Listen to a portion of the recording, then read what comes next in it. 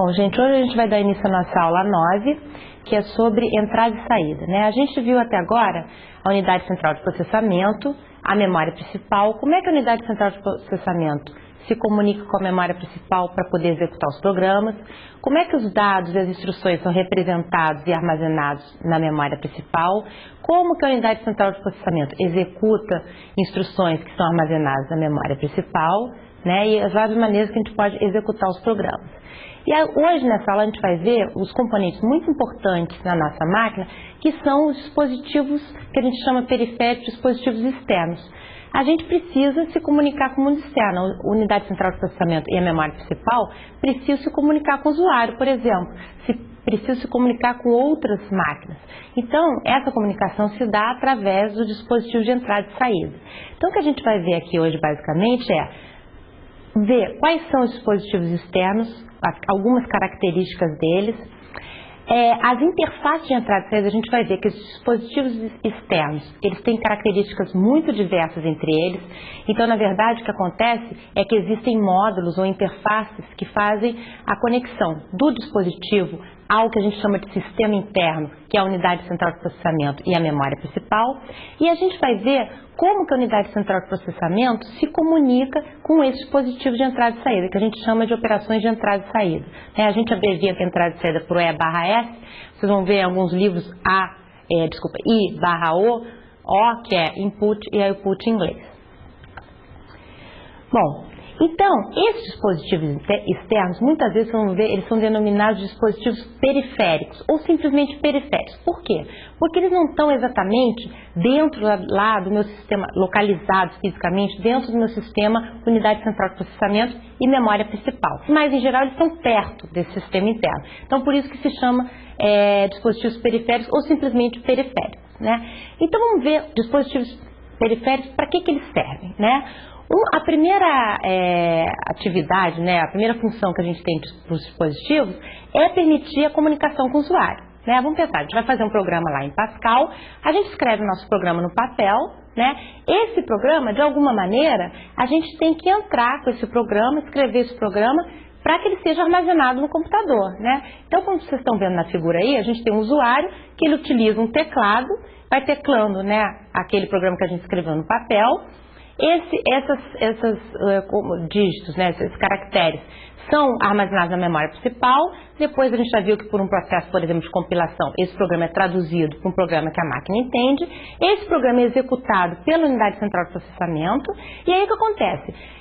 O resultado desse programa tem que ser mostrado para o usuário, seja através, por exemplo, de um monitor de vídeo, né? Quando a gente faz um programa, faz uma conta 2 mais 3, o resultado 5 tem que aparecer de alguma maneira para o usuário. Então a gente pode mandar esse resultado para um monitor de vídeo. A gente pode mandar esse resultado, por exemplo, para uma impressora, imprimir o resultado, né? Então a gente tem esses dispositivos, por exemplo, o teclado é um dispositivo periférico de entrada, ou seja, eu consigo colocar dados no meu sistema interno, unidade central de processamento e memória principal, o usuário consegue se comunicar com ele através do dispositivo de entrada, que é o teclado. O mouse é um outro dispositivo periférico de entrada. O monitor de vídeo é um dispositivo periférico de saída, ou seja, os dados que estão lá guardados no meu sistema interno vão ser mostrados para o usuário, através de mostrar na tela um número ou o resultado de alguma operação que a gente fez no programa. A impressora é um dispositivo de saída também, né? Quando a gente imprime alguma coisa, é alguma coisa que está armazenada lá dentro do meu sistema interno e que é jogado para a minha impressora, né? Então, a função de comunicação com o usuário é uma das funções dos dispositivos periféricos. Uma outra função é fazer a comunicação com a máquina. O que eu estou querendo dizer com isso? Vamos lembrar, quando eu estou escrevendo um programa, eu executo o programa, ele está lá na minha memória principal. Só que quando eu desligo esse sistema, né, eu perco tudo que estava escrito lá. Todo o programa que eu entrei no teclado e guardei na memória, eu perco. Então a gente já viu que a gente precisa ter algum lugar para guardar esses programas, né, seja o programa fonte ou executado. A gente guarda em quê? Por exemplo, em discos magnéticos, né? Então esse disco magnético é um dispositivo externo, né, periférico como sistema, unidade central de processamento e memória principal, que se comunica com esse sistema. Eu posso pegar dados que estão nesse meu disco e passar para a memória principal ou escrever dados que estão na minha memória principal para o disco. Outro dispositivo que faz a comunicação com a máquina, por exemplo, sensores, né? A gente tem uma indústria e eu tenho que monitorar a temperatura de uma caldeira, por exemplo. Então tem um sensor que fica dando a temperatura. E esse sensor tem que mandar esse dado, é um sensor externo, tem que mandar esse dado para o meu sistema interno que fica verificando a temperatura. Se essa temperatura, se esse dado que o sensor está me dando, eu, unidade central de processamento, chegar num certo limite, a unidade central de processamento tem que fazer alguma coisa, por exemplo, acionar um apito ou colocar alguma coisa no monitor dizendo que tem algum problema. Então, esse sensor faz uma comunicação entre uma máquina e outra máquina. Tá? E a gente tem os dispositivos periféricos também que são destinados à comunicação com dispositivos remotos. Que dispositivos periféricos são esses? Por exemplo, eu tenho uma máquina, vocês já devem ter visto, né, que eu posso me comunicar com outra máquina através de uma rede local. Essa interface que a gente chama de rede, né, permite que eu me comunique uma máquina que eu estou localmente aqui com uma máquina que está no andar de cima de onde eu estou, por exemplo. Então, esse dispositivo periférico que permite essa comunicação entre estações remotas, né, é um dispositivo periférico também que faz essa função. Por exemplo, o modem, né, eu consigo através do modem interconectar o meu micro por uma central telefônica, por exemplo, né, um servidor de dados, um servidor de programas. Esse modem ele permite a conexão do meu micro, que está num lugar fisicamente localizado, por exemplo, numa sala, e eu consigo comunicar com um dispositivo que está conectado, sei lá, a vários quarteirões de distância ou em outro estado, por exemplo, né? Esse dispositivo permite a comunicação remota entre a minha máquina e um outro dispositivo qualquer. Tá? Então, basicamente, esses meus periféricos vão permitir a comunicação com o usuário, do sistema interno com o usuário, a comunicação do sistema interno com alguns dispositivos com a máquina, né? Os dispositivos periféricos com o sistema interno, comunicações só entre esse dispositivo, por exemplo, de armazenamento e o sistema interno, e permite comunicações com outros sistemas remotos.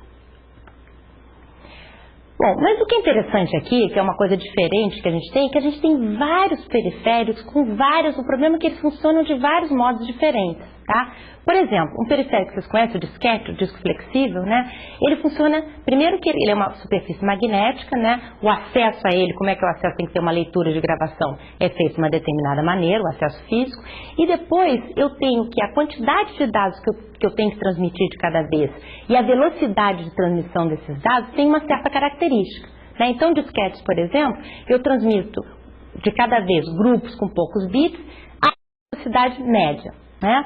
Quando a gente pensa num disco rígido, né, que a gente chama o nosso disco rígido, a transferência, quando eu vou transferir quantidade de dados, eu transfiro grupos com muito mais bits e, em geral, a velocidade é muito mais alta que a velocidade que eu tenho de comunicação com o disquete. E também o acesso ao disco rígido é totalmente diferente do acesso que eu faço com o disquete. Vamos pensar no mouse, né? O mouse eu tenho lá um bit de cada vez, por exemplo, não tem grupos de bits, tá? Eu vou passar um bit de cada vez para o meu sistema interno. É a velocidade bem baixa, baixíssima. O meu teclado, né, a mesma história. Eu passo um bit de cada vez que eu vou acessar, ou um byte de cada vez que eu vou falar com o sistema interno, e com uma velocidade baixa também. A minha impressora, eu vou passar grupos de bits e a velocidade, dependendo, se eu tenho uma impressora laser, matricial, etc., dependendo da minha impressora, eu posso ter velocidade de transmissão baixa, média, alta. Né? Um monitor de vídeo, por exemplo, cada vez que eu transmito dados, eu transmito muitos dados. Né? Eu tenho que transmitir muitos dados do sistema interno para um monitor de vídeo, a uma velocidade alta. Tá? Então, essa figurinha aí é só para mostrar que a gente tem vários dispositivos que a gente pode conectar ao nosso sistema interno, o CP, memória principal.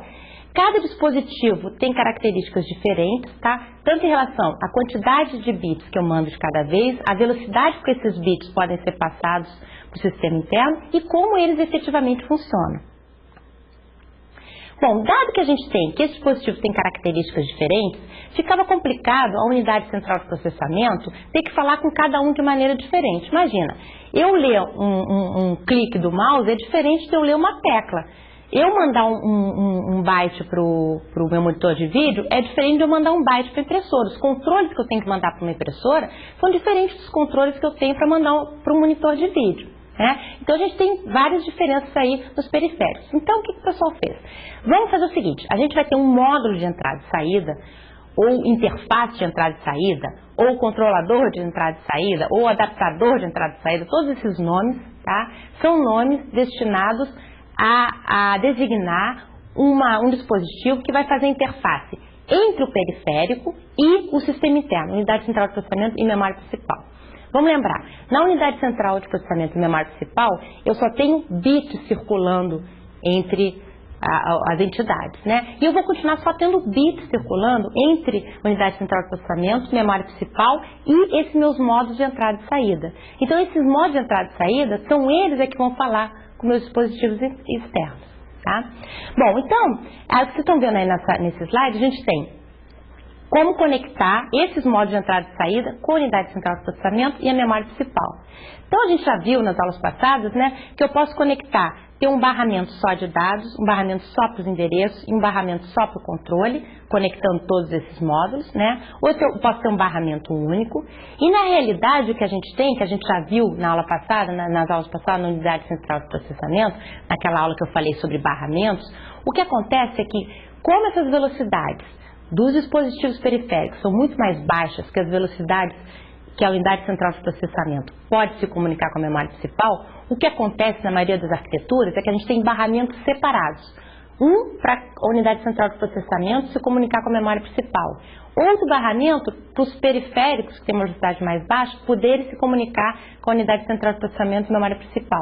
E a gente até viu, se vocês olharem lá na aula de unidade central de processamento 3, que a gente viu que a gente pode ter barramentos de entrada e saída diferentes, porque os próprios periféricos, entre eles, podem ter velocidade diferente. Então a gente viu que a gente pode ter, por exemplo, um barramento ISA, que tem uma certa velocidade de transmissão de dados, e um barramento PCI, por exemplo, que tem uma outra velocidade de transmissão de dados. Tá? Então, na verdade, o que acontece é que esses modos de entrada e saída, nas arquiteturas que a gente tem hoje em dia, são conectados a um determinado barramento, que em geral é separado controle, dados e endereços, e esse barramento é conectado à unidade central de processamento separadamente do meu barramento unidade central de processamento e memória principal. Bom, aqui eu vou falar só um pouquinho, eu não vou entrar em detalhe de nenhum dispositivo, tá? Mas só para a gente ter uma ideia, às vezes o pessoal fala de alguns dispositivos, para a gente ter uma ideia do que eles estão falando, né? Por exemplo, um monitor de vídeo, tá? Quando eu tenho um monitor de vídeo em modalidade que a gente chama gráfica, né? Como é que esse monitor de vídeo funciona? Esse monitor de vídeo, ele é formado por vários pontinhos, tá? Vamos pensar no monitor de vídeo preto e branco. Ele é formado de vários pontinhos, esses pontinhos se chamam pixel, né, de picture elements, né, cada pontinho é um pixel, e aí quando eu quero formar uma imagem, uma letra, uma figura, o que eu tenho que fazer, sistema interno, tenho que mandar comandos para acender e apagar aqueles pontinhos. Tá? Então, na verdade, eu vou ter que mandar bits e bytes para a minha interface de entrada e saída, que vai mandar comandos para o meu monitor de vídeo para acender e apagar cada pontinho, cada pixel daqueles.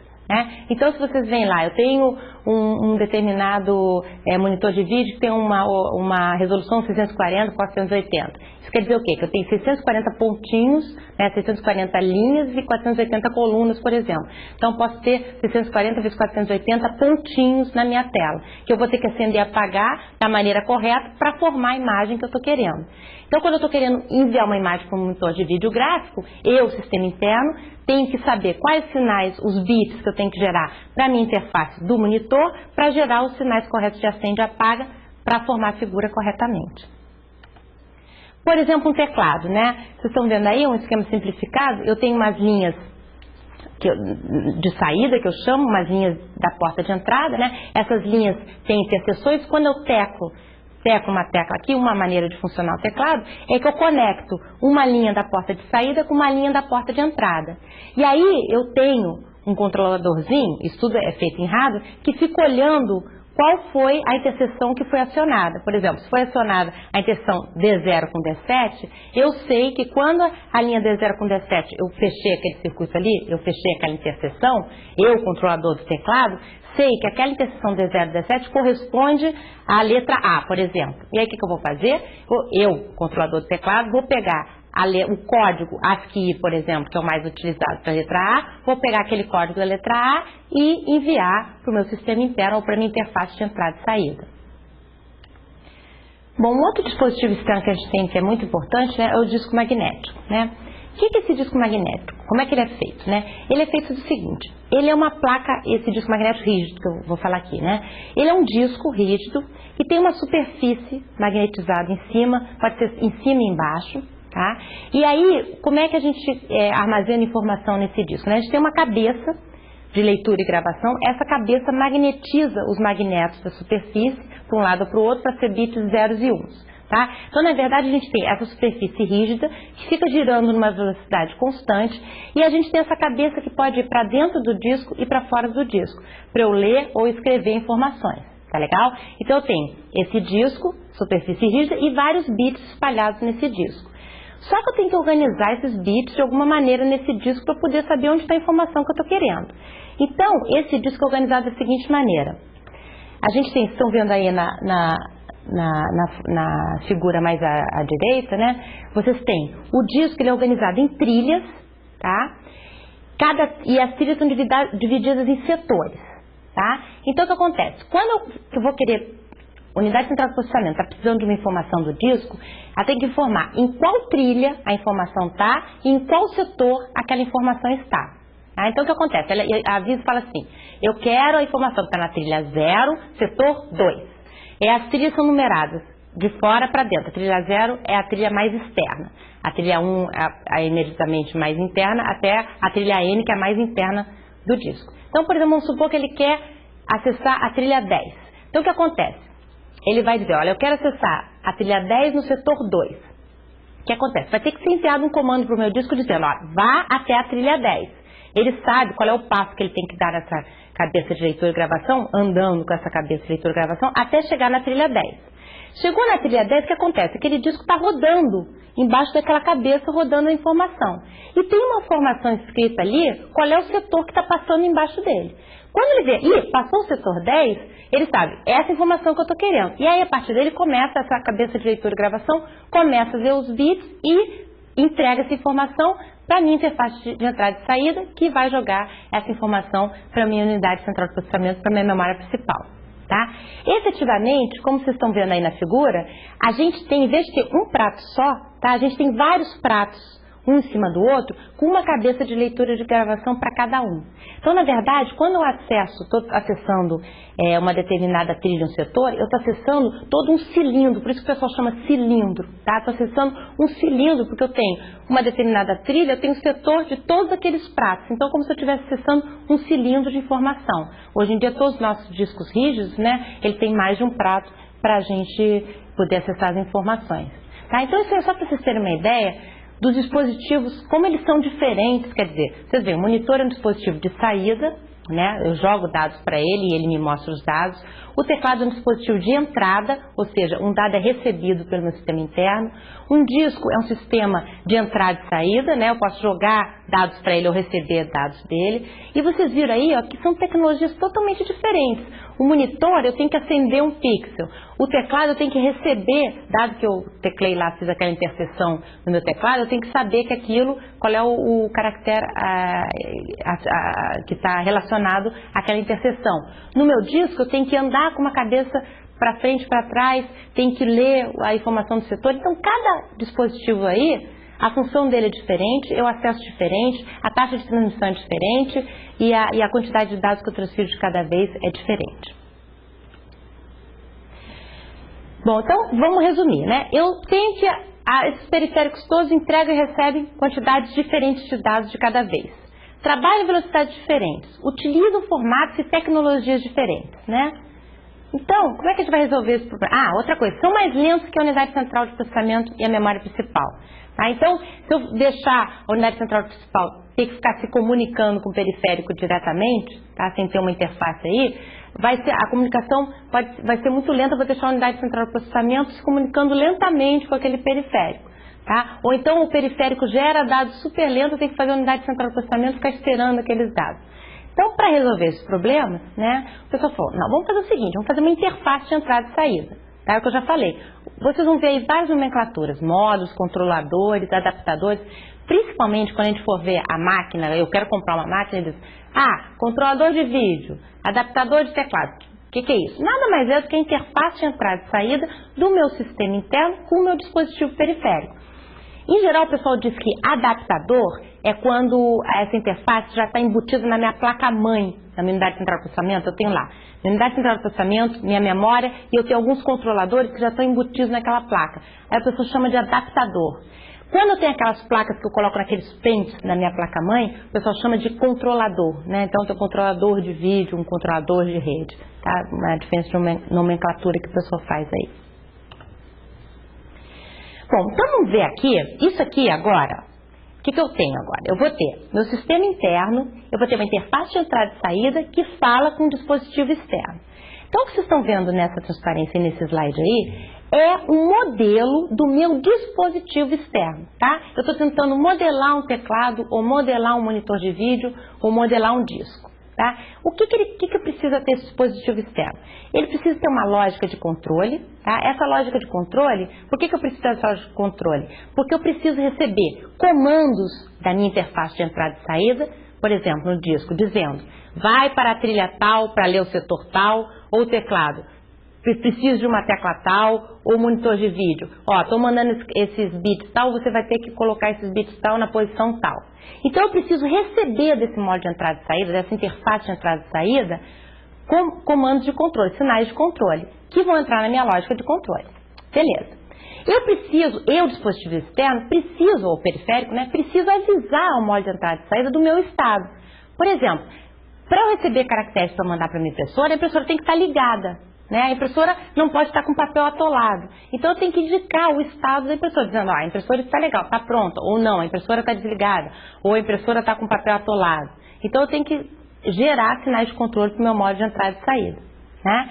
E eu tenho a área de armazenamento temporário do meu dispositivo externo, onde eu tenho dados que ou o meu sistema interno está gerando para eu poder jogar para o meu dispositivo externo, ou dados que o meu dispositivo externo está gerando, eu transformo em bits ou bytes, armazeno nessa área de armazenamento temporário, para jogar para o meu modo de entrada e saída.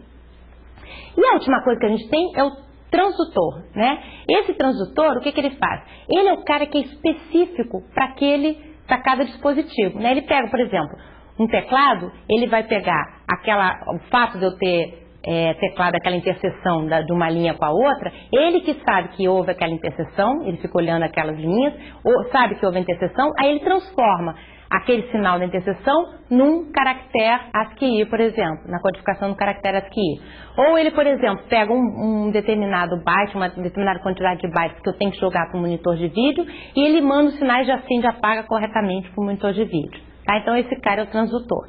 Então isso aqui é um modelo bem básico em blocos do dispositivo periférico, tá? Bom, esse dispositivo periférico, ele vai falar com o sistema interno através da interface de entrada e saída. Então agora esse aqui é o outro diagrama de blocos da interface de entrada e saída, o controlador adaptador, tá? Então o que vocês estão vendo aí, ó, à direita a gente tem a lógica de interface com o dispositivo externo, né? Então todas aquelas linhas de controle, estado e dados do dispositivo externo, eu vou conectar a essa lógica da interface com o dispositivo externo, que eu tenho na minha interface de entrada e saída. Vocês reparem que eu posso ter várias caixinhas da lógica de interface com o dispositivo externo. Por quê? Porque eu posso ter uma interface de entrada e saída conectada a vários dispositivos externos. Em geral, eu posso conectar ao mesmo dispositivo externo, né? Eu posso ter uma interface de entrada e saída conectada a vários teclados, ou a vários mouses, ou a vários discos, né? Em geral, essa interface ela é especializada num determinado dispositivo externo. E aí eu tenho que ter, dentro dessa minha interface de entrada e saída, alguns registradores, iguais àqueles registradores que a gente tinha dentro da unidade central de processamento, tá?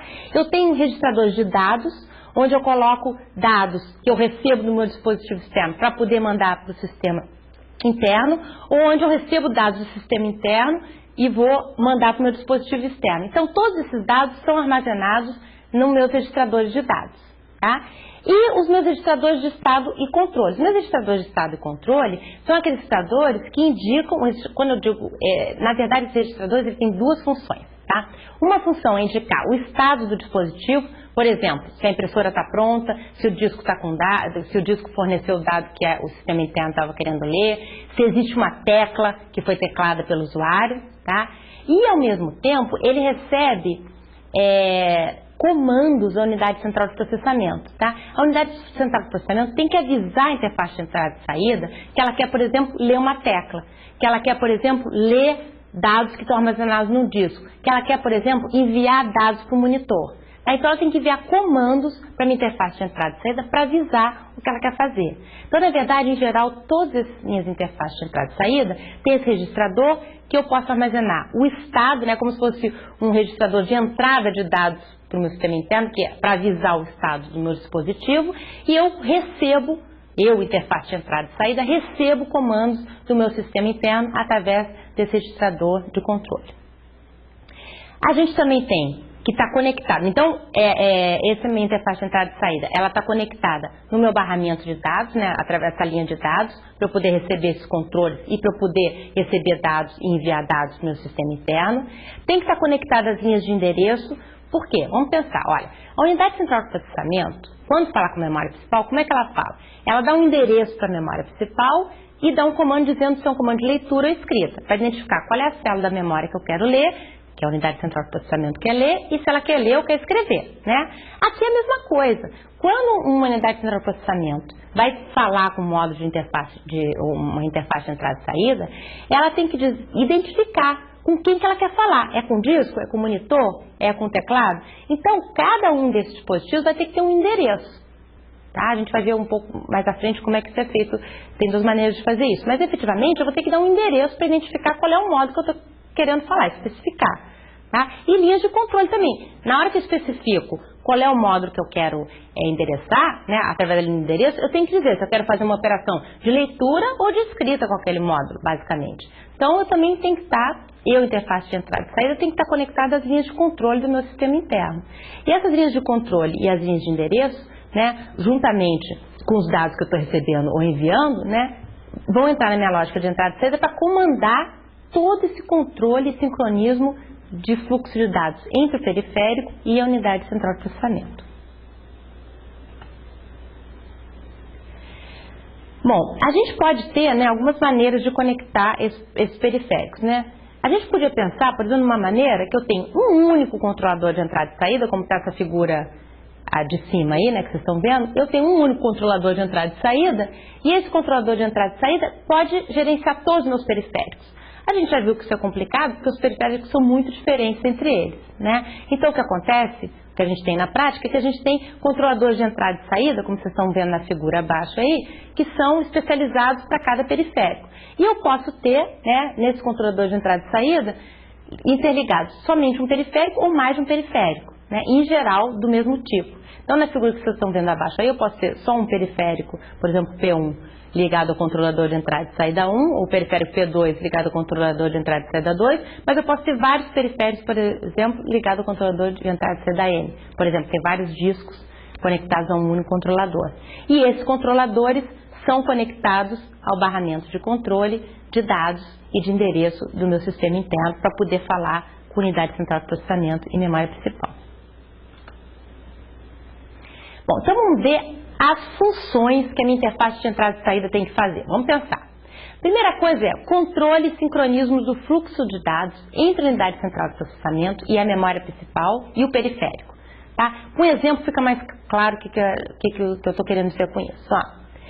Como é que vai ser feita a comunicação entre esse sistema interno, o CP/MP, com o periférico? Né? Vamos ver, vamos pensar. A UCP ela vai interrogar a interface de entrada e saída para verificar se o dispositivo periférico está conectado a ela, como é que ele está? Está pronto? Não está? Pode ser executada a operação? Não pode. Né? Aí, a interface de entrada e saída, ela tem que ser capaz de poder receber esse comando, indagando o estado do dispositivo, verificar o estado do dispositivo e responder para a unidade central de processamento. Tá? Aí, se ela responde que o dispositivo está pronto, a UCP vai enviar um comando dizendo, então eu quero fazer uma transferência de entrada e saída com esse dispositivo. Aí, a interface de entrada e saída tem que ser capaz de ficar ou recebendo dados desse meu sistema interno ou enviando dados para esse meu sistema interno. Tá? Então, há uma transferência de dados entre a interface de entrada e saída para o sistema interno. Ou ela recebe dados do sistema interno e passa esses dados para o dispositivo externo, ou ela recebe dados do dispositivo externo e passa esses dados para o sistema interno. Então, a interface de entrada e saída tem que fazer todo esse controle e sincronizar esse fluxo de dados aí. Outra coisa importante, as interações entre a unidade central de processamento e a interface de entrada e saída são realizadas através dos barramentos. Ó, eu estou compartilhando o barramento entre vários periféricos, aí, várias interfaces de entrada e saída. Então, as interfaces de entrada e saída vão ter que ser capazes de utilizar aquele barramento de uma forma bem comportada, porque cada um possa falar. Então, eles vão ter que saber falar aqueles protocolos de barramento que a gente viu na aula de unidade central de processamento 3. Outra coisa, ela faz esse controle e sincroniza o fluxo de dados, ela tem que saber fazer isso.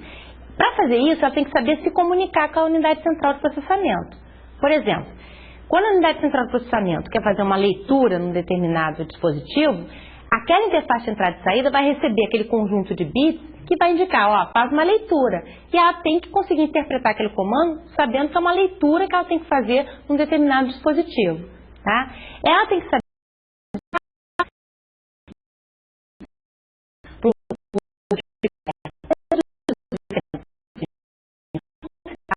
através do barramento de dados. Então, a interface de entrada e saída tem que saber onde receber esses dados ou jogar esses dados.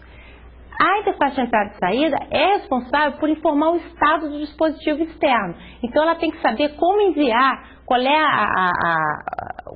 o modo que ela vai fazer, né? Como é que ela vai utilizar os bits para avisar a unidade central de processamento. Tem um padrão para isso, sei lá, certo bit 2 para indicar que a impressora está pronta. Então, a minha interface de entrada e saída tem que saber qual é o padrão de comunicação para comunicar para o sistema interno o estado de um dispositivo. A interface de entrada e saída, tal como a memória, tem que reconhecer endereços. Ela tem que saber que quando uma unidade central de processamento está querendo falar com o teclado, por exemplo, se eu sou um módulo que faz a interface com o teclado, como é que a unidade central de processamento vai tentar falar com o teclado? Vai colocar um endereço do teclado. E aí minha interface de entrada e saída tem que reconhecer aquele endereço e saber que a unidade central de processamento está querendo falar com o teclado. Então tem que reconhecer os endereços referentes ao dispositivo que ela está gerenciando. Bom, do mesmo modo que ela tem que se comunicar com a unidade central de processamento, né, decodificando comando, sabendo onde transmitir os dados, informar estado e reconhecer endereço, ela também tem toda a parte, a gente viu ali, né, aquela lógica de interface com o dispositivo externo, ela tem que mandar também comandos para o dispositivo externo, trocar informação de estado e de dados, né? Ela tem que saber quando o dispositivo está pronto ou não está para poder avisar o sistema interno e tem que enviar dados e receber dados daquele módulo externo. Tá? Então, a minha interface de entrada e saída também tem que ser capaz de fazer a comunicação tanto com o CP quanto com o dispositivo externo, o periférico. Bom, outra coisa importante das minhas interfaces de entrada e saída é que sempre elas têm uma área de armazenamento temporário de dados. Vocês vão ouvir falar, né, o buffer, que chama, né? A buffer vem de amortecimento, né? Essa palavra buffer é uma área de armazenamento temporário que vem do inglês buffer, né, que é amortecer, né? Porque a gente já viu que as taxas de transferência de dados dos dispositivos, né, periféricos, são bem menores que as taxas que o CP pode enviar, né? Então o que acontece? O CP transmite um monte de dados numa taxa que o meu periférico não consegue entender, e aí o que acontece? Esses dados são armazenados temporariamente na minha interface de entrada e saída, e a minha interface de entrada e saída aí manda esses dados numa taxa que o meu dispositivo externo entenda. Tá? Ou ela recebe vários dados no meu dispositivo externo e vai armazenando uma certa quantidade para mandar logo um bloco para a minha unidade central de processamento de uma vez só. Tá? Então essa é uma coisa importante que as nossas interfaces de entrada e saída possuem, uma área de armazenamento temporário de dados. Tá? Principalmente porque as taxas são diferentes e principalmente também porque a gente tem que essas taxas, além de serem menores que as taxas de comunicação UCP, memória principal, elas são variáveis também. Então para cada dispositivo a gente tem uma taxa diferente. Tá? Bom, e outra coisa importante é a detecção de erros do dispositivo periférico. Né?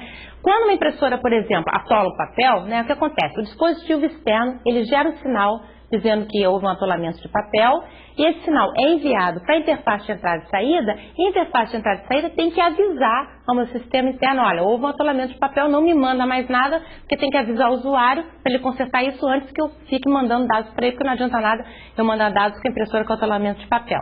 Por exemplo, se eu tenho um disco magnético que já está ficando meio velhinho, os magnetos não estou conseguindo, está com algum problema, eu posso ficar lendo bytes desse disco, eu posso ter um código que a gente chama de detecção de erros e detectar que aqueles bytes não estão corretos. O 0 virou 1, 1 virou 0, tem maneiras de fazer isso. E aí eu interface entrada e saída, falo, olha, os bytes que esse disco está me gerando estão com algum problema, tem algum erro aí.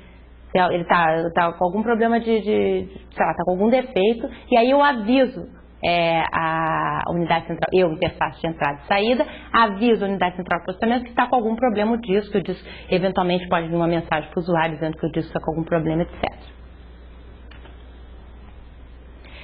Bom, então isso aqui é só um detalhe de como a gente pode fazer a transmissão de dados entre o periférico, vamos pensar, o periférico, o dispositivo externo e a interface de entrada e saída, tá? Essa transmissão, ela pode ser o que a gente chama de serial, um bit de cada vez, ou paralela, que são grupos de bits de cada vez, tá? Bom, vamos ver uma conexão utilizando uma transmissão serial. O que vocês estão vendo aí é um sistema, unidade central de processamento de memória principal, que, através do barramento de sistema, é conectado a uma interface de entrada e saída, tá? A gente já viu, durante todas as aulas de unidade central de processamento, que tanto a conexão da unidade central de processamento com a memória, quanto com os dispositivos de entrada e saída, a gente tem uma conexão que a gente chama uma transmissão paralela, ou seja, eu tenho uma linhazinha para cada bit. É o que vocês estão vendo aí na figura, né? A conexão entre o CP-MP e a interface é uma conexão paralela. Eu tenho uma linha para cada bit. E a minha transmissão da interface de entrada e saída para o periférico é uma transmissão serial. O que é isso? Eu tenho uma única linha onde eu posso passar os bits. Se eu tenho uma única linha onde eu posso passar os bits, por exemplo, se eu quero transmitir o caractere R, sei lá, que tem 8 bits, eu vou ter que transmitir primeiro o primeiro bit, depois o segundo, terceiro, quarto, quinto, sexto, sétimo, até o oitavo. Sequencialmente, um atrás do outro, porque eu só tenho aquela linha para transmitir. Não consigo transmitir os 8 de uma vez só. Tá? Isso é que é a transmissão serial. Então, a transmissão serial, como é que essa transmissão serial acontece? Tá? A gente tem um transmissor, que aí no slide vocês vão ver que está com o nome, a letra T, um transmissor que envia bits para um receptor. Tá? E ele envia esses bits a uma determinada taxa. Por exemplo, 1000 bits por segundo. O que quer dizer isso? Se ele está enviando 1000 bits por segundo, isso quer dizer que cada bit dele, tá, vai durar o inverso dessa taxa de transferência. Se eu mando 1000 bits por segundo, é porque cada bit meu vai durar 1 milissegundo. Tá legal? Então, o que acontece? Eu tenho lá a minha linha, estou transmitindo os bits, por exemplo, vamos supor que eu quero transmitir esses bits aí. 1, 0, 1, 0, 1, 1, 0, 0. Tá? Quero transmitir esses bits aí. Então, o que vai acontecer? O meu transmissor está usando essa taxa de 1000 bits por segundo, ou seja, cada bit dura 1 milissegundo. E o meu receptor tem que funcionar nessa velocidade também. Ele tem que saber que cada bit dura 1 milissegundo. Então, o meu receptor, quando ele vê que começou uma transmissão, ele olha, e durante 1 milissegundo ficou em 0, então esse é o bit 0. Mas durante 1 milissegundo ele ficou em 0, então é o bit 0. E agora durante o próximo 1 milissegundo ele ficou em 1, então é o bit 1. Mas o próximo 1 milissegundo ficou em 1, essa linha, né? Essa linha varia de 0 a 1, é um sinal, uma tensão, 0 volts e 5 volts, por exemplo. Agora ficou em 1, e assim por diante. E baixou agora, durante 1 milissegundo ficou em 0. Então o meu receptor, ele sabe que cada bit dura 1 milissegundo, então ele sabe que ele está recebendo 0, 0, 1, 1, 0, 1, 0, 1. Recebe esses bits. Ele tem que trabalhar numa velocidade parecida, de preferência igual à velocidade do transmissor, tá? Bom, então a transmissão serial é essa. Eu vou mandando os bits que tem uma duração definida, sequencialmente através daquela linha, e o receptor vai recebendo aqueles bits, tá?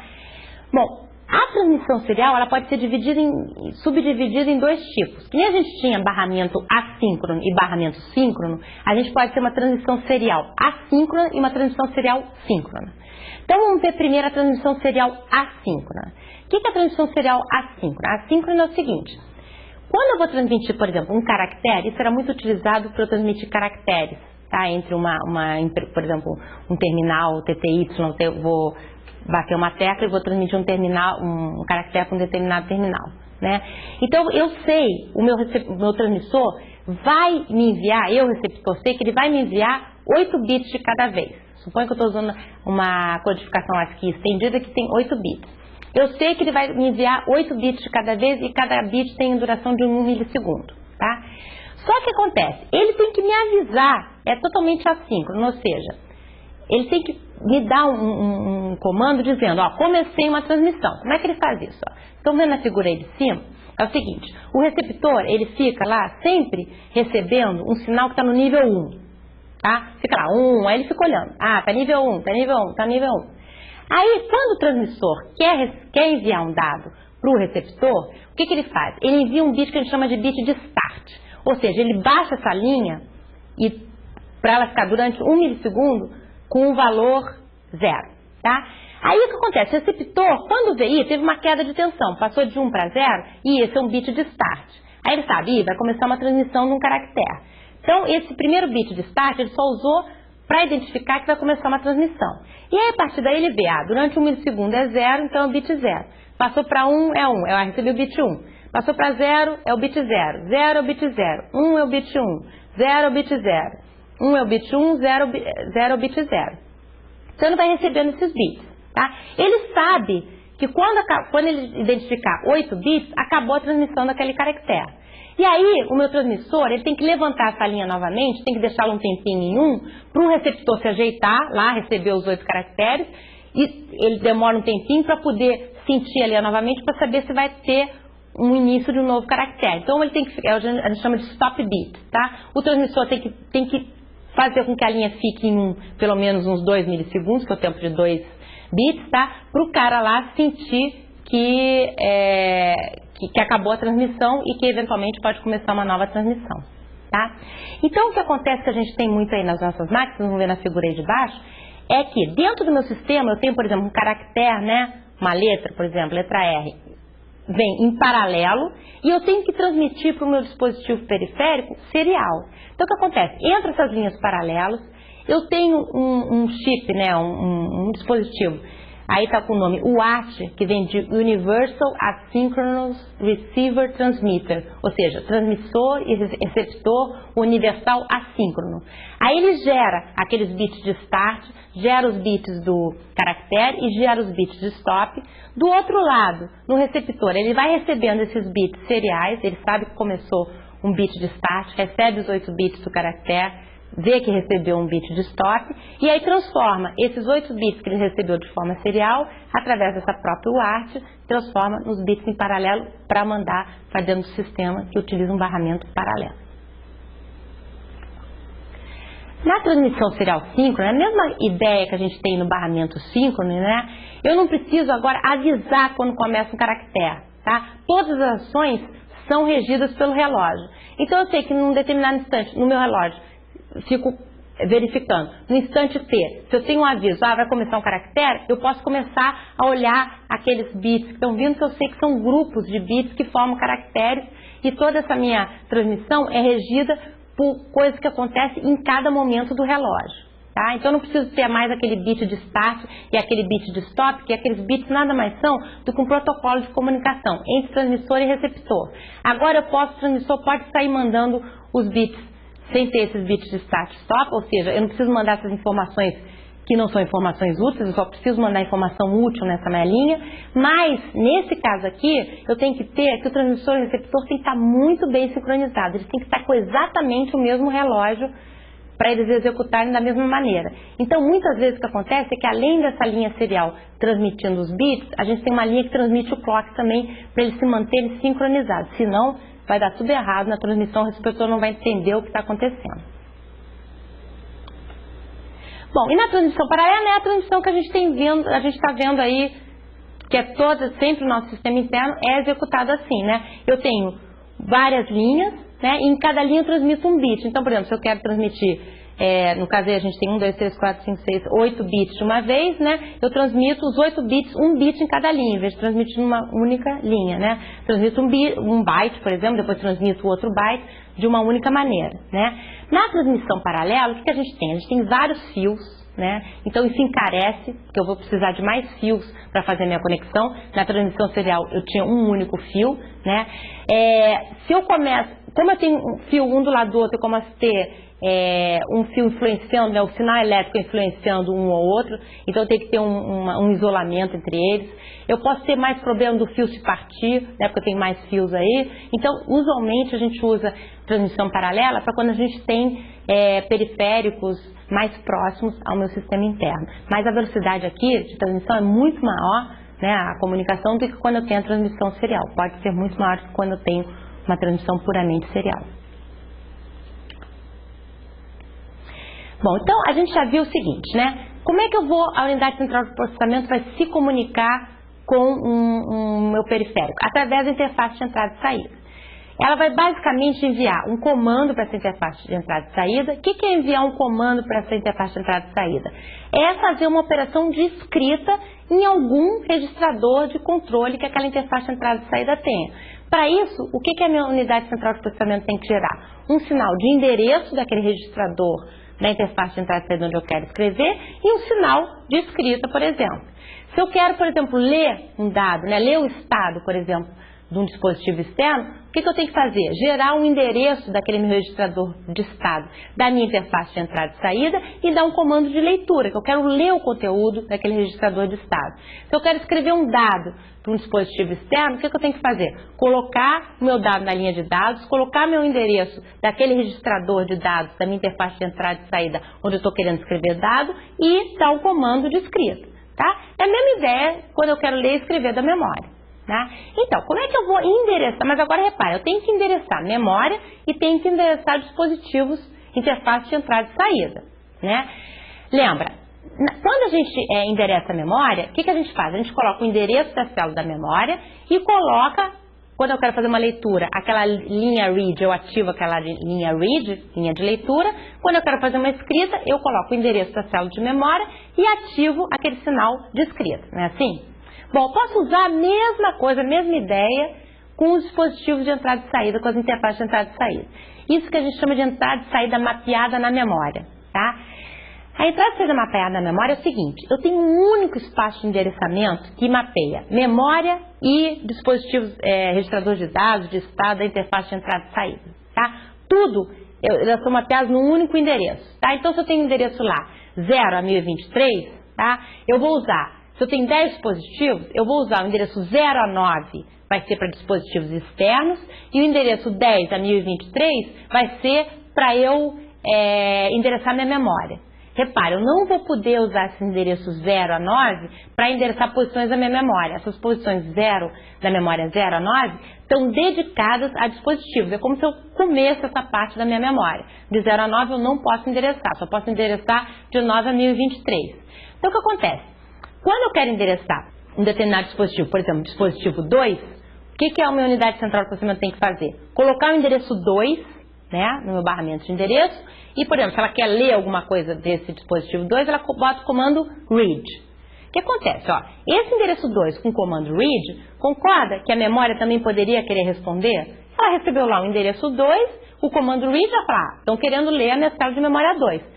Mas o sistema é configurado de tal maneira, as conexões são feitas de tal maneira, que o meu adaptador de memória sabe que o endereço 2 não pode ser acessado na memória. Então, a memória não responde àquele endereço 2. Quem vai responder àquele endereço 2 é o dispositivo de entrada e saída. O dispositivo de entrada e saída vê, é o endereço 2, é um comando read, então sou eu. Eu que tenho que falar com a unidade central de processamento.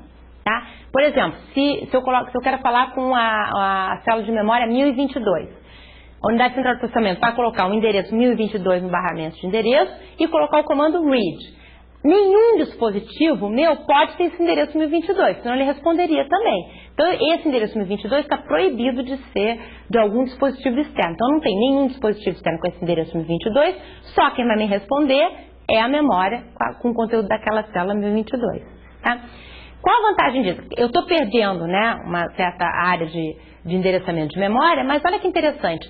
Todas as instruções que eu acesso à memória, no nosso caso a gente viu poucas instruções para acessar a memória, mas a gente tem aí processadores, tem vários tipos de instruções diferentes para acessar a memória.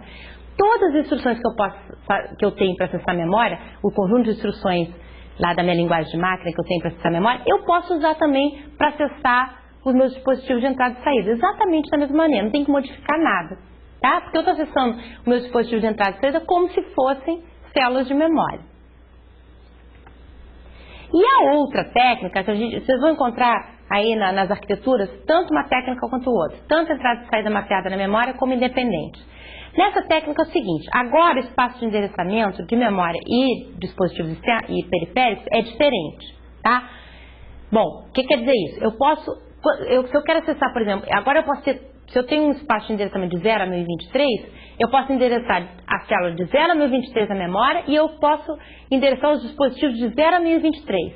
Então eu posso querer acessar uma célula de memória endereço 2 e ter um dispositivo periférico ou uma interface de entrada e saída que tem o endereço 2 associado a ele aí. Mas aí, como é que a gente vai fazer isso? Concorda que se eu tiver a mesma arquitetura que eu tenho na entrada e saída mapeada na memória, isso não vai dar certo? Porque quando eu coloco o endereço 2 e coloco só um read, por exemplo, a minha memória vai querer responder e o meu dispositivo periférico também que está associado ao endereço 2 vai querer responder. Na entrada e saída mapeada na memória, eu faço o quê? Eu não deixo a memória responder. No independente, o que acontece? Em vez de eu ter agora só uma linha de read e uma linha de write, uma de leitura e uma de escrita, agora eu diferencio. Eu tenho 4 linhas, na verdade. Uma linha para dizer que eu quero fazer leitura da memória, uma linha para dizer que eu quero fazer leitura de entrada e saída, uma linha para dizer que eu quero fazer escrita da memória e outra linha para dizer que eu quero fazer escrita de entrada e saída. Então, beleza, olha, agora com essas 4 linhas, eu posso colocar o mesmo endereço, mas dependendo de qual linha que eu acionei, só um dispositivo vai responder. Ó, se eu coloco o endereço 2 e aciono a linha de ler memória, o meu dispositivo sabe que como é um endereço 2, que pode ser o dele, mas que como eu tenho a linha ler memória ativada e a linha ler entrada e saída não ativada, ele sabe que não é para ele, que isso é uma operação de memória. Então ele fica quieto, não responde. Só quem responde é a memória porque vê que está acionada a linha de endereço, que ela tem lá aquela célula que ela pode dar o conteúdo, e está acionada a linha ler memória. Se por acaso eu dou o endereço 2, quero acionar o dispositivo periférico, a interface de entrada e saída. O que eu tenho que fazer? Coloco o endereço 2 e aciono só a linha ler entrada e saída. Então, meu dispositivo, quando vê o endereço no barramento de endereço, que é o endereço dele, e vê a linha ler entrada e saída acionada, ele sabe que aquela operação é para ser feita com ele. E a memória vê, se tem um ler de entrada e saída, ele sabe que a operação não é com ela. Tá? Então, nesse caso, eu tenho linhas diferentes para acessar memória e dispositivos. E aí, como eu vou acionar linhas diferentes, eu vou ter também comandos diferentes para acessar a memória e para acessar a entrada e saída, porque eu vou ter que acionar linhas diferentes. Tá? Bom, então, basicamente, a gente tem 3 técnicas de realização das operações de entrada e saída. Tá? Aqueles que eu falei antes são parênteses, como a gente faz para endereçar os dispositivos. Agora a gente vai ver, em geral, que a gente tem 3 técnicas para fazer as operações de entrada e saída. A primeira o pessoal chama por programa, não programada. A segunda é a gente fazer a técnica de operação por interrupção. E a terceira é o acesso direto à memória. Então a gente vai ver cada uma delas. Na entrada e saída do programa, a unidade central de processamento ela tem controle direto da operação de entrada e saída. O que eu quero falar com isso? Tá? Ela fica detectando, ela fica se comunicando com a interface de entrada e saída, mas ela fica verificando o tempo todo, interrogando a interface de entrada e saída para verificar se o dispositivo está pronto ou não. Dado que a unidade central de processamento descobre que o dispositivo está pronto, ela envia comando de leitura ou de escrita para aquele dispositivo e realiza a transferência de dados. Tá?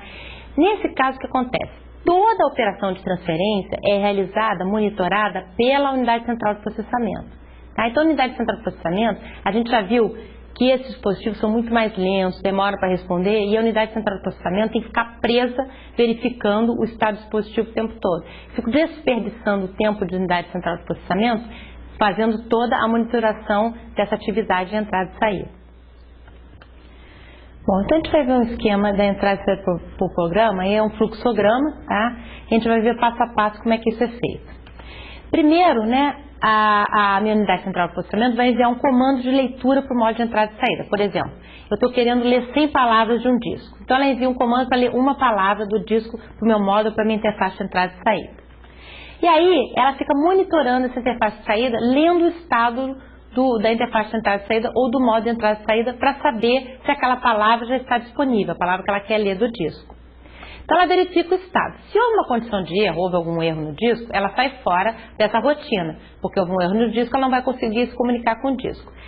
Se o estado não está pronto, ou seja, não tem um dado, não foi lido um dado do disco ainda, ela volta, né, vocês estão vendo a condição não pronto, ela volta para testar o estado do módulo. Se não, se ele estiver pronto, quer dizer, a palavra está disponível, o que vai acontecer? Vai ler essa palavra da interface de entrada e saída, vai colocar o endereço, o registrador de dados da interface de saída e fazer uma operação de leitura daquele dado. Tá?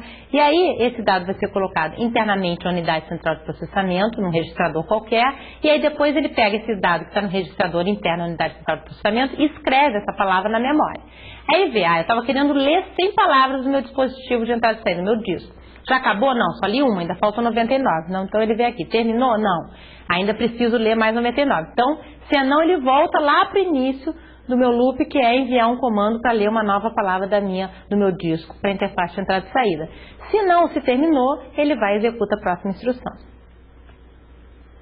Bom, então vamos ver dois exemplos aqui, baseados naquilo que eu falei para vocês, da gente ter uma entrada e saída mapeada na memória ou uma entrada e saída independente. Vamos ver como é que a gente pode usar as instruções, né, que a gente tem de máquina para fazer isso. Vamos supor o seguinte, vamos ver esse cenário que a gente tem aí. Eu tenho o meu registrador de dados, eu estou falando com interface de teclado, tá? Então, o meu registrador de dados da minha interface de teclado tem um endereço associado a ele, na entrada e saída mapeada na memória, ele tem um endereço associado a ele, 516, beleza?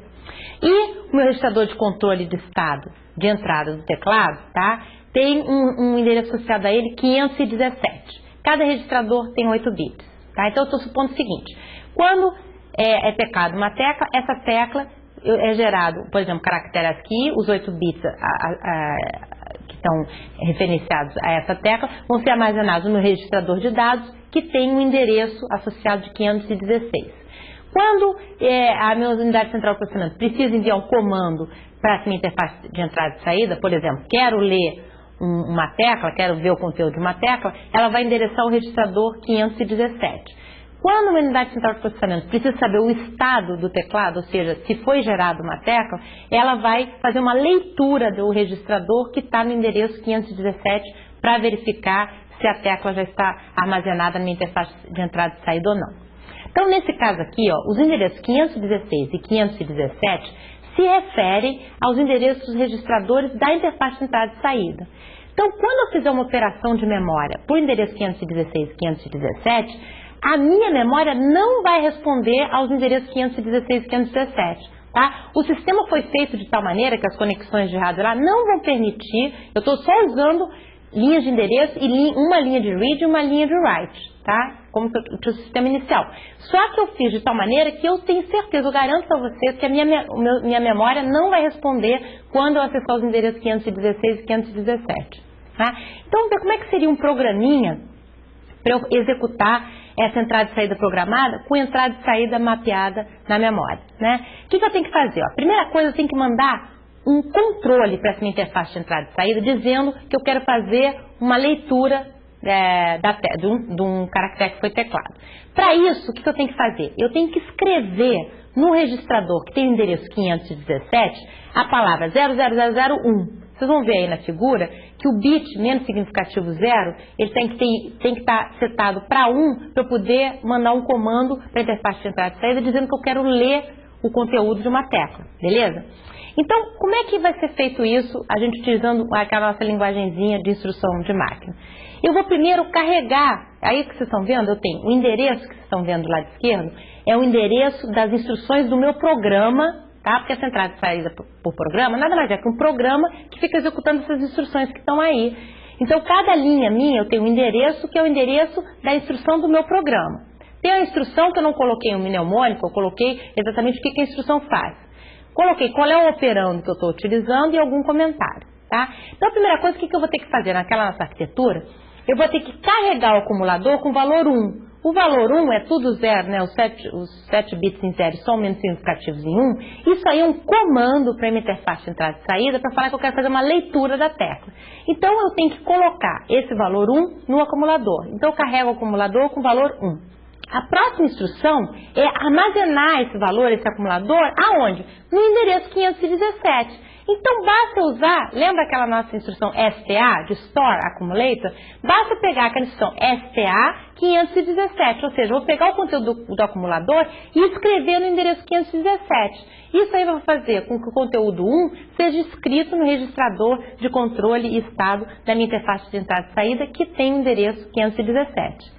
Beleza, já que eu dei esse comando de leitura, quero ler uma palavra, né, quero ler uma tecla para minha interface de entrada e saída, agora eu, unidade central de processamento, tenho que verificar se a tecla está lá para poder receber. Então, essa terceira instrução no endereço 202, o que vai fazer? Vou carregar o acumulador com conteúdo de memória 517. O que eu estou fazendo isso? Eu estou dando o endereço 517 e estou dando um comando de read, ou seja, leio o conteúdo do endereço 517 e coloco esse conteúdo no acumulador. E esse endereço 517 não é um endereço de memória, é um endereço de um dispositivo, mas eu acesso ele como se fosse um endereço de memória. Então, o que vai acontecer é que esse endereço 517 vai acessar meu registrador de estado e o conteúdo desse registrador de estado, minha interface de entrada e saída, vai mandar através do barramento de dados para o meu acumulador. Aí, qual é a próxima instrução que eu tenho que executar? Verificar se o conteúdo desse acumulador está todo zerado ou não. Por quê? Vocês vão ver aí na figurinha, quando eu tenho o registrador de controle estado, vocês vão ver que o bit mais significativo 7, quando ele está em 1, quer dizer que tem uma tecla lá. Quando ele está em 0, quer dizer que não tem tecla. Então ele verifica. Se esses bits todos estiverem em 0, é porque a tecla ainda não está lá. Então o que ele vai fazer? Ele volta para o endereço 202, ou seja, volta para carregar o acumulador, para ler o endereço 517 no acumulador para verificar o estado do teclado. Caso contrário, se ele for diferente de 0, é que esse bit foi setado para 1, o bit 7 foi setado para 1. E aí o que ele vai fazer? Ele pode ler a tecla, porque agora ele já sabe que tem uma tecla lá guardada no registrador de dados da minha interface de entrada e saída. Então ele pode ler esse dado que é a tecla que foi batida pelo usuário. Como é que ele vai ler isso? Ele simplesmente vai mandar um comando de loader, né, aquele comando LDA, para o endereço 516, que é o endereço do meu registrador de dados. Então ele vai lá naquele endereço 516, dá um comando de read, aquela tecla, né, o conteúdo, aqueles bits que são correspondentes à tecla, vão passar pelo barramento de dados e vão ser carregados no acumulador. E eventualmente depois ele vai pegar esse valor do acumulador e colocar na memória. Tá? Então repara, eu estou usando exatamente aquelas instruções STA, LDA, todas aquelas instruções que a gente tinha visto, né, e nas aulas de unidade de processamento, estou acessando o dispositivo como se fosse uma memória. Tá? Quando eu estou usando entrada e saída independente, eu não posso usar mais as instruções STA e LDA. Agora eu vou ter que ter umas instruções diferentes. Então eu vou continuar com LDA e STA para eu poder acessar a minha memória, mas agora eu vou ter, por exemplo, umas instruções IN e OUT que vão identificar que eu estou querendo acessar dispositivos periféricos. Tá? Então meu programinha como é que vai ser? Vai ser um pouco diferente. Agora eu vou iniciar a entrada e saída, ou seja, eventualmente eu estou assumindo aqui que eu tenho, por exemplo, o dado 1 no acumulador, e eu dou uma operação, por exemplo, para iniciar a entrada e saída, e agora o meu operando, o endereço daquele meu registrador 517, agora ele mudou para o endereço 5. Então eu vou fazer uma operação, por exemplo, de OUT, tá? Lembra, antes eu tinha uma instrução de STA, de Store, agora eu vou fazer uma operação de OUT para o dispositivo. Quando eu faço uma operação de OUT, de iniciar a entrada e saída, eu só estou acionando aquela linha para entrada e saída, especificamente lá. Então, eu dou um Alt 5, por exemplo. Então, eu estou dizendo, olha, o dispositivo, eu quero acessar o registrador, que agora, em vez de ter o endereço 517, tem o endereço 5, e quero escrever nele o comando 001. Tá? E aí eu testo a entrada e saída com uma outra instrução nova. Em vez de agora um LDA, que eu fazia uma leitura da memória, eu vou fazer um IN, por exemplo, que é para eu ler o conteúdo de um dispositivo de entrada e saída, para eu ler o conteúdo do registrador de controle estado. Então eu faço um IN5, por exemplo, para eu pegar aquele conteúdo e ler. E aí eu testo se aquele conteúdo é todo zerado ou não. Se ele estiver todo zerado, é que ele não está pronto, volto a ficar no loop, volto para o endereço 201 para ler o conteúdo do endereço 5 novamente. Se não, isso quer dizer que o dado já está pronto lá. Então eu faço uma operação IN novamente, só que agora eu vou querer ler, por exemplo, o endereço 4, né? Vou ler o conteúdo do endereço 4, que é onde está, eu estou supondo aí que o meu registrador de dados tem um outro endereço, em vez de 516 tem o endereço 4, e vou ler o conteúdo do meu byte que está lá no registrador de dados. Bom, Mas isso aí que a gente viu, qual o problema disso aí, né? O problema disso aí é que a unidade central de processamento, ela fica presa, tendo que monitorar o dispositivo e fazer toda a operação de transferência de dados. E a gente já viu que os dispositivos podem ser muito lentos. Então imagina, até eu esperar que um usuário tecle o mouse ou tecle o teclado, vai ficar a unidade central de processamento gastando tempo verificando o dispositivo. E uma outra maneira mais, não é inteligente, mas vamos tentar ser mais eficientes para fazer isso, né? Foi usar interrupção. O que é interrupção? Interrupção é o seguinte, a unidade central de processamento avisa que quer fazer uma operação com o dispositivo.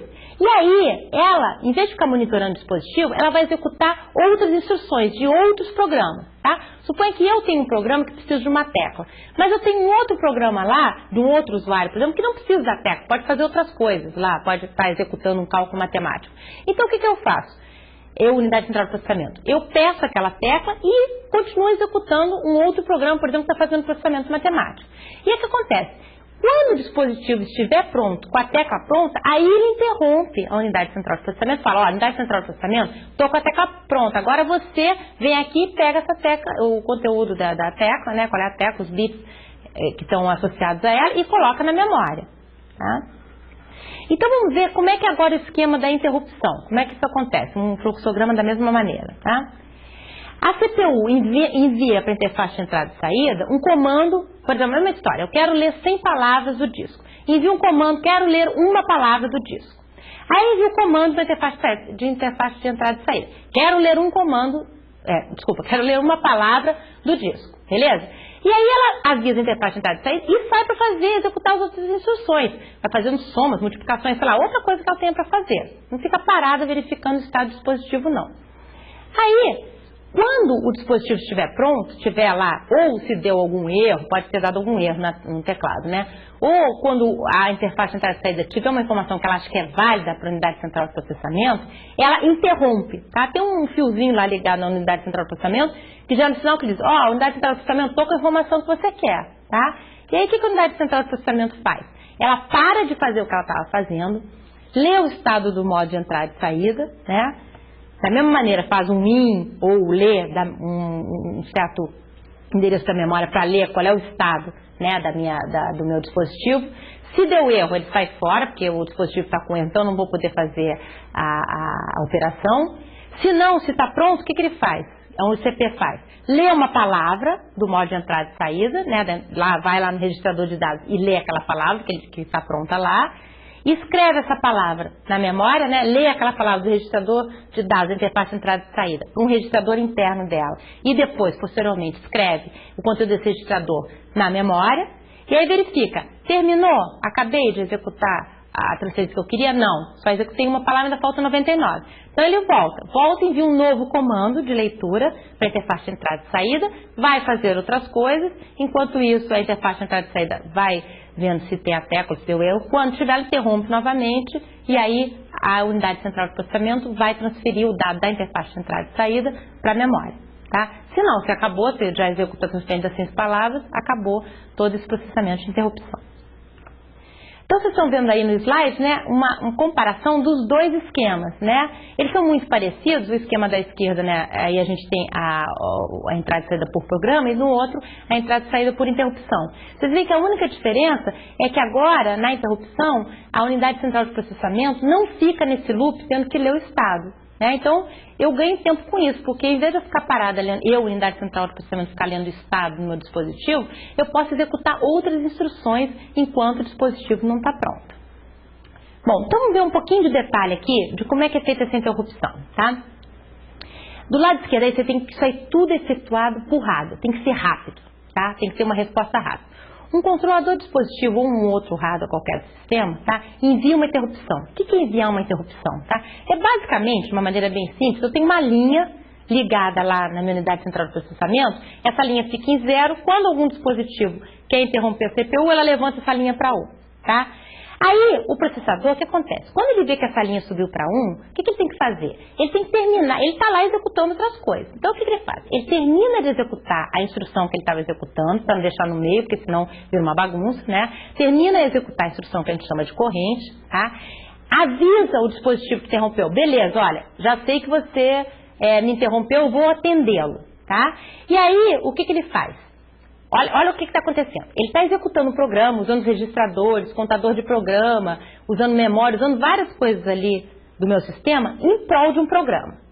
De repente vem uma interrupção querendo ser atendida por ele. Por exemplo, quando vem uma interrupção dizendo que a tecla está pronta, o que a unidade central de processamento tem que fazer? Parar tudo que está fazendo e executar um programa que vai ler o conteúdo do registrador de dados onde a tecla está armazenada. Isso aí, quando ele for executar esse programa, ele vai sujar meu contador de programa, meu registrador de instrução, meu registrador vai sujar tudo, todos aqueles registradores. Então o que eu tenho que fazer? Eu, unidade central de processamento, eu parei de executar aquele cara, eu vou ter que salvar, que a gente chama de salvar o contexto. Vou ter que salvar todo o conteúdo do contador de programa, registradores, etc., numa área de memória, né? Esse que vocês estão vendo nessa caixinha aí, controlar PSW e PC, na pilha de controle, né? A primeira coisa que eu faço é salvar o contador de programa e salvar alguns microprocessadores, tem um registrador que chama registrador de status do programa, tá? Aí eu salvo em hardware, a primeira coisa que eu faço é salvar o contador de programa, que indica o endereço da instrução que eu estou executando mais um, e salvar esse registrador de status de programa, tá? Salvei isso aí o que eu vou fazer? Essa rotina que eu vou atender, né? Desculpa, a interrupção vai ser atendida por uma rotina. Essa rotina, o que é? Nada mais é que um programa que está armazenado em um determinado endereço de memória. O que eu tenho que fazer para executar essa rotina que está num determinado endereço de memória? Carregar o PC, o contador de programa, com o valor do endereço dessa rotina. Então, eu carrego o endereço dessa rotina no PC. Isso tudo é feito por hardware. Aí, essa rotininha, né, que eu carreguei, que vai atender a interrupção, o que ele faz? Ele pega todas as outras informações do estado do processo, outros registradores que ele tem, algumas posições de memória que ele tem que salvar, se por acaso minha rotina de interrupção for usar. Então, ele salva outras informações do estado do processo, armazena. Salva onde? Onde é que vai salvar? Na memória, né? Só tem um único lugar que eu posso salvar essas coisas. Tem uma área de memória que eu salvo todas essas informações. Aí processa a interrupção. O que é processar a interrupção? Por exemplo, no caso do teclado, é ir lá no registrador de dados da interface de entrada e saída e ler o conteúdo do teclado. Tá? E aí, o que aconteceu? Na hora que eu li aquela tecla, o que eu vou fazer? Eu vou voltar a executar o que eu estava fazendo quando eu fui interrompido, concorda? Então, o que eu faço? Eu restauro o contador de programa, o contador de estado do programa, restauro todas as informações que eu tinha armazenado na memória para os registradores certinho, e aí eu consigo voltar a executar o que eu estava executando quando eu parei, porque fui interrompido, tá? Então, vamos ver aqui só uma síntese disso aí, né? A UCP, por exemplo, envia um comando de leitura. Ela quer ler alguma coisa, uma tecla, por exemplo. Aí sai para executar outro procedimento. E aí, ao final de cada ciclo de instrução, ela sabe que pode acontecer uma interrupção. Essa interrupção pode acontecer no meio do ciclo da instrução. Só que ela só verifica se aconteceu uma interrupção no final do ciclo da instrução. Tá? E aí ela vê, no final do ciclo da instrução, ela tem que executar a instrução toda, senão ela não consegue gerenciar as instruções.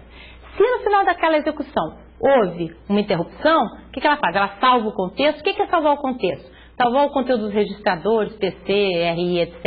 na memória, tá? Na área de memória, e faz o procedimento de atender a interrupção. Ou seja, obtém e armazena os dados, no caso, se ela quiser fazer uma operação de leitura. Então, vamos ver aqui um exemplo, tá? Um cenário para a gente entender um pouco essa coisa de salvar o contexto, voltar, etc. Ó, vamos supor que eu tenho um programa do usuário, tá? Que está armazenado na memória aí na posição N. Tá? Então, vocês estão vendo, o programa do usuário está executando uma instrução que está no endereço N, beleza? Então, quando eu estou executando um programa que está armazenado no endereço N, lembra, o meu contador de programa sempre está apontando para a próxima instrução, que é N mais 1, concorda? Né? Então, eu estou executando a instrução que está no endereço N e o contador de programa já está apontando para a próxima instrução N mais 1. Quando acontece uma interrupção, né? E deixa eu falar uma coisa para vocês. A gente tem aí essa memória que a gente chama de pilha de controle. Essa pilha de controle nada mais é do que uma memória onde eu posso armazenar o conteúdo dos meus registradores. O que eu quiser guardar, tá? É a minha pilha de controle. E eu tenho um apontador do topo da pilha. Tá? Esse apontador do topo da pilha que vocês estão vendo aí, ele está com o conteúdo inicial T. O que é T? T é o endereço desse topo da pilha. É o endereço dessa área de memória, onde eu posso começar a armazenar coisas que eu queira guardar para salvar o contexto, beleza? Então eu tenho o apontador topo da pilha apontando para T, tá? Então ali é onde é uma área de memória onde eu posso guardar coisas. Eu tenho meu programa executando a instrução N, Tá? Então, se ele está no endereço N, se ele está executando a instrução do endereço N, o meu contador de programa está apontando para a instrução N mais 1, e eu tenho numa outra área de memória, no endereço que começa no endereço Y, eu tenho a rotina que vai tratar a minha interrupção. Por exemplo, ler o dado do registrador de dados da minha interface de entrada e saída do teclado. Bom, o que acontece quando ocorre uma interrupção? Quando eu estou executando a instrução que está no endereço N, e eu olho e vejo que aconteceu uma interrupção, o que eu vou ter que fazer? O conteúdo desses registradores, o conteúdo do contador de programa com o valor N mais 1, tá? O valor que estava armazenado, todos esses conteúdos e registradores do contador de programa vão ser armazenados nessa área de memória que se chama pilha de controle. Então, vamos supor que eu tenho N coisas que eu tenho que armazenar nessa minha área de controle, nessa minha pilha de controle. Então, o meu endereço que era T, se eu sair armazenando um monte de coisa do T, vai passar de T para T mais N, porque eu armazenei um monte de coisa aí, ele está me apontando para o final da área onde eu posso armazenar coisas. Por exemplo, eu tinha 10 coisas para armazenar. Meu endereço inicial era 0 da minha memória, eu sei que o próximo endereço de memória livre da minha pilha de controle que eu tenho para armazenar coisa é o endereço 11, né, 10, né? Então, eu vou armazenar, que o meu apontador do topo da pilha agora, o que me indica o endereço onde eu posso armazenar coisa, está no endereço T mais N, né? E o que eu tenho que fazer? Quando eu salvei, isso é salvar o contexto, colocar esses conteúdos nessa pilha de controle. E agora eu vou ter que executar a rotina de atendimento à interrupção. Ora, a rotina de atendimento de interrupção está no endereço Y. Então, eu vou ter que pegar esse endereço Y e carregar o contador de programa com o endereço Y. Para o meu contador começar a executar as instruções que estão no endereço Y. E aí ele vai executando essas instruções, salvando eventualmente mais coisas que precisam na pilha, etc. No final, o que ele vai fazer? Ele vai restaurar todo esse contexto, vai pegar as coisas que estão na memória da pilha de controle, jogar para os registradores de volta, inclusive o contador de programa. Ó. Então agora ele vai executar as instruções até o endereço Y mais L, que é o final da minha rotina de interrupção. Dentro do final dessa minha rotina de interrupção, eu comecei a restaurar esses valores dos registradores, etc. E a última coisa que eu vou fazer é restaurar o meu contador de programa no momento em que eu fui interrompido. Vê se vocês concordam comigo. Se eu estava executando a instrução N, tá? Estava executando a instrução N, fui interrompido, tive que ir lá para um outro endereço de memória para executar uma determinada rotina de tratamento de interrupção. Quando eu voltar, a próxima instrução que eu vou executar, depois que eu fiz o atendimento à interrupção, eu tenho que voltar para executar a instrução que está no endereço N mais 1. Então, a última coisa que vai acontecer é que o meu PC vai ser carregado com aquele valor N mais 1 que eu guardei, salvei na minha pilha de controle. E aí, a partir daí, a minha unidade central de processamento vai continuar executando o programa que ela estava executando quando ela foi interrompida. Tá? Bom, e quais são as desvantagens de a gente ter entrada e saída para o programa por interrupção? Tá? A taxa de transferência de entrada e saída é limitada pela velocidade com que o CP pode testar e servir no dispositivo. O que eu estou querendo dizer com isso? Né? Claro que se eu tiver a unidade central de processamento o tempo todo lá, verificando o estado, na entrada e saída programada, por exemplo, ela fica lá verificando o tempo todo o estado do meu dispositivo. Como a unidade central de processamento é rápida, eu vou ter um atendimento imediato das minhas requisições, né? Mas, por exemplo, por interrupção. Quando eu estou querendo transferir palavras por interrupção, eu vou ter que esperar, por exemplo, se eu tenho vários programas sendo executados, eu vou ter que esperar que a unidade central de processamento pare de executar um programa, salve o contexto para poder atender a minha interrupção. Então, isso aí pode fazer com que o meu atendimento, a geração de dados, fique um pouco lenta, não seja suficiente para eu receber os dados na velocidade que o meu dispositivo periférico está gerando. Tá? Então, isso aí é um problema. Outro problema é que a gente está fazendo com que a unidade central de processamento se ocupe de fazer essa transferência de dados, né? Tanto na entrada e saída programada quanto na interrupção, quem faz a transferência dos dados do dispositivo para a memória, da memória para o dispositivo, quem dá os comandos para fazer essa transferência é a própria unidade central de processamento. Então, a unidade central de processamento gasta tempo fazendo isso, gasta instruções fazendo isso, enquanto podia estar fazendo outras coisas. Bom, então o pessoal pensou o seguinte, por que a gente não tenta fazer uma técnica de acesso à memória mais eficiente? Qual foi a ideia? A ideia foi o seguinte, vamos usar um controladorzinho, é como se fosse uma mini unidade central de processamento, que só vai fazer isso, transferir dados do dispositivo para a memória, da memória para o dispositivo. Essa técnica se chama acesso direto à memória. Em inglês é Direct Access Memory. Vocês vão ver muito aí o pessoal falar, faz DMA, não faz DMA, né? DMA é uma abreviatura de Direct Access Memory. Então, como é que funciona essa operação de entrada e saída com acesso direto à memória, né?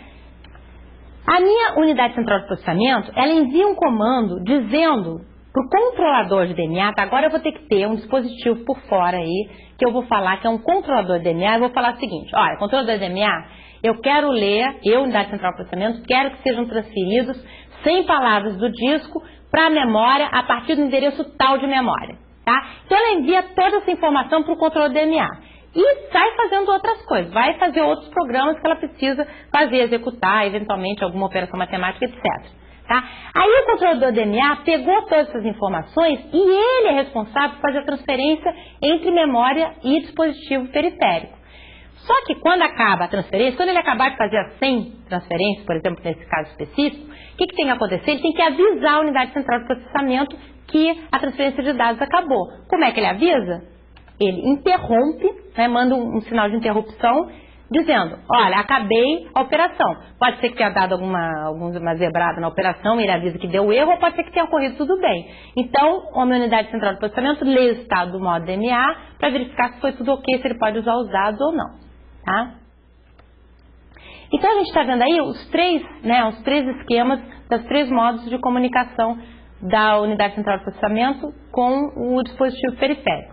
O primeiro é a entrada e saída programada, em que a UCP é responsável por monitorar o dispositivo o tempo todo e responsável por fazer a transferência de dados. A segunda, por interrupção, ela não precisa ficar monitorando o dispositivo, ela é interrompida para isso, né? Mas ela é responsável por fazer toda a transferência de dados. E no último, que é o acesso direto à memória, ela simplesmente, é como se ela estivesse programando um outro dispositivo, que é o controle da DMA, para fazer a transferência. O dispositivo é responsável por fazer toda a transferência e no final a UCP só é avisada pelo modo DMA que a transferência foi realizada. Bom, vamos ver aqui, para a gente entender um pouquinho melhor como é que o controlador DMA funciona, vamos ver um diagrama de blocos de um controlador DMA, né? Ele tem basicamente um contador de dados, um registrador de dados, um registrador de endereços e uma lógica de controle, né? O que esse contador de dados, registrador de endereços são? Isso aí é o seguinte, a minha unidade central de processamento, ela precisa avisar ao meu controlador de DMA quantos dados, qual o dispositivo que ela quer fazer a transferência, se ela quer fazer uma transferência de leitura ou escrita, quantos dados ela quer transferir, que sejam transferidos do dispositivo para a memória, e qual o endereço inicial de memória, de onde os dados vão ser lidos por dispositivo ou escritos do dispositivo para a memória. Tá? Então, esse contador de dados é onde a UCP ela armazena lá a informação de quantos dados ela quer que esse controlador de DMA transfira do dispositivo para a memória ou da memória para o dispositivo. O registrador de dados vai armazenar, por exemplo, o endereço do dispositivo, eventualmente, tá? E eventualmente alguns dados que o controlador de DMA vai ler do dispositivo e posteriormente enviar para a memória. E o registrador de endereço vai armazenar qual é o endereço de memória em que o dado deve ser colocado ou de onde ele deve ser lido. Tá? A gente tem as linhas de read e write, que é para a unidade central de processamento avisar o controlador DMA se o controlador DMA deve fazer uma operação de leitura de dados do dispositivo para a memória ou de uma escrita de dados, ou seja, pegar dados da memória para o dispositivo. A linha de interrupção, que é usada quando o controlador DMA acaba a operação e interrompe a unidade central de processamento. E esse DMA Request e DMA Acknowledge é o seguinte, o controlador de DMA, a gente vai ver com mais detalhes, mas o controlador de DMA, ele tem que acessar o barramento para fazer as operações entre periférico e memória. Para ele acessar o barramento, não pode ele ficar acessando o barramento e a unidade central de processamento acessar o barramento também. Então, quando ele quer acessar o barramento, ele tem que avisar a unidade central de processamento que ele está querendo acessar o barramento. Então, esse DMA Request, ele pedindo para ele acessar o barramento. E o DMA Acknowledge é a UCP dizendo, beleza, você pode usar o barramento. Tá? A gente vai ver um pouquinho mais à frente como isso funciona. Então, qual é a informação, vamos ver em mais detalhes, a informação que a UCP tem que enviar para o controlador DMA. Primeiro, indicar-se que é uma operação de leitura ou escrita. Então, essa operação de leitura e escrita é indicada pelas linhas read ou write. Ou se ele quer fazer uma operação de leitura, né? Quer que seja feita uma operação de leitura de dados no periférico, ele aciona a linha read. Se quer que seja feita uma operação de escrita de dados no periférico, ele aciona a linha write. Ela, né, a unidade central de processamento, ela está programando o controlador DMA. Bom, aí tem que avisar para o controlador DMA, esse controlador DMA pode ter vários dispositivos ligados. Tem que avisar qual é daqueles dispositivos que ele está querendo fazer a transferência de dados. Então, através da linha de dados, ele envia o endereço de dispositivo de entrada e saída. Esse endereço de dispositivo de entrada e saída vai para o registrador de dados do controlador DMA, que ele vai usar para endereçar. Ele tem uma interface também com os dispositivos, ele vai usar isso para endereçar os dispositivos externos. A OCP manda pelas linhas de dados também qual é o início do endereço, o endereço inicial da memória, onde vai ser os dados vão ser lidos para ser escritos no dispositivo periférico ou os dados que eu estou pegando no dispositivo periférico, onde eu quero colocar na memória, tá? Então, esse endereço inicial da memória, ele é mandado pelo CP, pela Unidade Central de Processamento, através da linha de dados e armazenado nesse registrador de endereços. E também o CP tem que dizer, olha, eu vou fazer uma operação de read or write, eu vou fazer uma operação num determinado dispositivo, eu vou querer que essa operação de transferência de dados seja feita a partir de um certo determinado endereço de memória principal, e eu quero dizer quantas palavras eu quero transferir de um lado para o outro. No nosso caso lá, né, eu queria que 100 palavras fossem lidas do disco e colocadas no endereço X de memória. Bom, então o que acontece? A operação do controlador DMA é, dado que o CP programou esse controlador DMA, mandou essas informações que eu mostrei para vocês aqui, a OCP vai executar outras instruções, toda a transferência é feita pelo controlador DMA, ou seja, se eu estou querendo ler dados de um disco, ele vai como fazer uma entrada e saída programada localmente, ele sozinho. Ele vai lá, lê uma palavra do disco, coloca no registrador interno, depois escreve aquela palavra na memória. Tá? O controlador DMA vai fazer essa função que a Unidade Central de Processamento fazia. E quando acabar a transferência da quantidade de palavras que a OCP tem especificado no contador de dados, né, ele envia um sinal de interrupção para a OCP. Bom, mas vamos pensar o seguinte, nem tudo são flores, né? No caso aqui, vamos pensar, se o meu controlador DMA precisa acessar a memória principal para escrever dados ou ler dados para jogar para o dispositivo, ele tem que também acessar o barramento. Né? Então, se ele vai fazer uma transferência de uma palavra por acesso ao barramento, de alguma maneira, eu não posso deixar a minha Unidade Central de Processamento também acessar a memória ao mesmo tempo. Tá? Então, o que acontece? A OCP, ela vai ser suspensa, a gente chama, vou suspender o CP. Eu vou pedir para o CP, olha, eu, controlador DMA, falar, olha, posso usar o barramento agora? Então, a OCP tem determinados momentos que ela vai poder dizer, tudo bem, pode usar, eu não vou usar, eu vou parar o que eu estou fazendo, não uso o barramento. Então, ela dá uma desacelerada na execução daquela instrução e deixa o DMA acessar. Então, vamos dizer, mas aí também eu estou atrasando a execução das instruções lá da minha Unidade Central de Processamento, né? Mas qual é a diferença em relação à entrada por programa e por interrupção? Bom, no programa não tem que ficar gerenciando o dispositivo, nesse caso, né? E em relação aos dois, entrada por programa e por interrupção, eu agora, Unidade Central de Processamento, eu não sou mais responsável por fazer a transferência de dados. Então, por exemplo, na interrupção, quando eu, Unidade Central de Processamento, era responsável por fazer a transferência de dados, olha o que eu tinha que fazer, parar tudo que eu estava fazendo, salvar contexto demora, tem que pegar tudo que está nos registradores, jogar para a memória, depois que acabei de executar, tem que pegar tudo que estava na memória, voltar, tem que gerenciar tudo isso aí. Isso aí me dá um overhead grande. Nesse caso aqui, não, a OCP não tem que fazer nada, ela só tem que dar uma parada, deixar o DMA usar um pouquinho o barramento, mas logo que ele acabar de usar, ela pode usar novamente e continuar executando o que ela estava fazendo. Tá? Então, eu perco menos tempo no controle de acesso, usando um controlador de acesso direto à memória do que usando interrupção e muito mais do que o controle por programa. Tá? E aí, qual o problema da gente, quando é que a OCP precisa acessar o barramento para acessar a memória, né? Por exemplo, quando eu tenho que buscar uma instrução, quando eu tenho que armazenar um operando, quando eu tenho que ler um operando. Então, tem vários pontos aí do ciclo de instrução que a OCP pode suspender a operação dela. Tá? Então, vamos ver aí, só um resuminho, dos pontos que a gente pode suspender, né, a CPU por causa de um acesso direto à memória ou uma interrupção. O que vocês estão vendo aí no slide, né, são os subciclos de cada instrução, de um ciclo de instrução. Lembra? A gente tem a busca da instrução, depois tem a decodificação da instrução, a busca de operando, a execução da instrução e o armazenamento do resultado. Tá? Então, esses cinco subciclos constituem um ciclo de instrução. Então, o que eu estou falando para você é o seguinte, eu só posso processar uma interrupção no final desse ciclo aí.